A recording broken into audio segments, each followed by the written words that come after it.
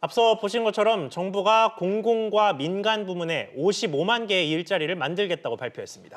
어디서 어떤 일자리가 만들어지는지, 그리고 포스트 코로나 시대를 준비한 다음에 내놓은 한국판 뉴딜은 뭘 말하는 건지 취재 기자와 자세히 알아보겠습니다. 정윤영 기자 나왔습니다. 정 기자, 이 정부가 만들겠다는 일자리에 대한 관심이 굉장히 높아요. 이 어떤 분야, 어떤 일자리인가요? 네, 말씀하셨듯이 이 정부가 발표한 고용안정 특별대책의 핵심 내용은 총 3조 4천억 원을 투자해서 청년과 실직자를 위한 일자리 55만 개를 만들겠다는 겁니다. 이 정부가 직접 만드는 일자리를 보면 공공부문에서 40만 개의 단기 아르바이트 자리를 만들겠다는 계획인데요.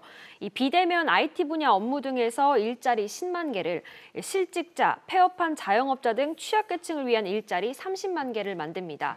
구체적으로 보면 비대면 업무는 전화 상담이나 과거 행정 자료를 전산화하는 작업 등을 말하고, IT 분야 업무는 공공도로 등의 데이터를 구축하는 일 등이 포함됩니다. 이 IT 분야 업무의 경우 주로 청년들 대상으로 하는데요. 이 근무 시간이 주 15시간에서 40시간인 일자리로 최장 6개월 동안 최저임금 이상의 임금을 지급합니다. 취약계층 일자리는 방역과 산림재해 예방, 환경보호 등의 5개 업무를 말하는데, 근무 시간은 주 30시간 미만으로 역시 임금은 최저임금 이상이고 기간은 최장 6개월입니다.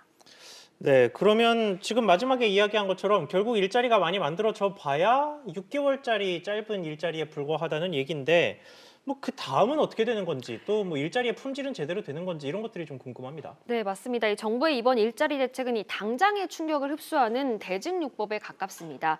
예를 들어 실직자나 휴폐업 자영업자 등 취약계층 30만 명에게 제공하는 이 공공 일자리 업무 분야가 이 방역, 산불 감시, 환경보호 등으로 기존 노인 일자리와 대부분 겹칩니다. 예. 이 코로나19로 노인 일자리도 제대로 운영되지 못하는 상황에서 이 취약계층 일자리가 정상 운영될 수 있을지 의구심을 제기하는 목소리도 나오고 있습니다.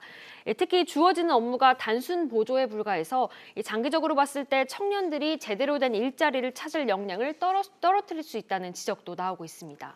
네, 아무래도 이 정부도 궁여지책으로 내놓은 대책일 텐데요. 그래서 비전으로 제시하는 게 한국판 뉴딜인 것 같은데 이게 구체적으로 어떻게 하겠다는 건가요? 네, 한국판 뉴딜 이 대공황 직후 미국처럼 정부가 나서서 대규모 일자리 프로젝트로 고용 위기를 넘고 새로운 미래 성장 동력을 마련하겠다는 겁니다.